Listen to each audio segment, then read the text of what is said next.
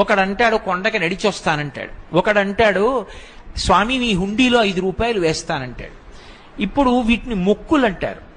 మొక్కు అన్న మాట మీరు జాగ్రత్తగా గమనించాలి. వెంకటేశ్వర స్వామి వారి హృదయం ప్రకారం అయితే వ్యాపారము కాదు. అది పాపము వలన దుఃఖం వస్తోందని వాడు తెలుసుకోవాలి. తెలుసుకుని పిలిచావు పరమేశ్వరుణ్ణి, ఆయన ఏం చేస్తాడు? నేను ఆదుకోకపోతే ఎవరు ఆదుకుంటారు లక్ష్మి? అందుకుని ఉంటాను ఈ కలియుగంలో వెంకటాచలం మీద. ఎవడు ఎక్కడ ఎంత మౌనంగా లోపల లోపల పిలిచినా నాకు వినపడుతుంది. నేను వింటాను, వాణ్ణి ఉద్ధరిస్తాను ఆపదలోంచి. వాడు నా మొక్కు తీరుస్తాడు.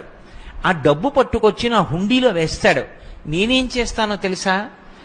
పరమధర్మాత్ముడు నన్ను చూడకుండా ఉండలేక, నాన్నగారిని చూడకుండా ఉండలేక వచ్చినటువంటి కొడుకులా, నన్ను చూడకుండా ఉండలేక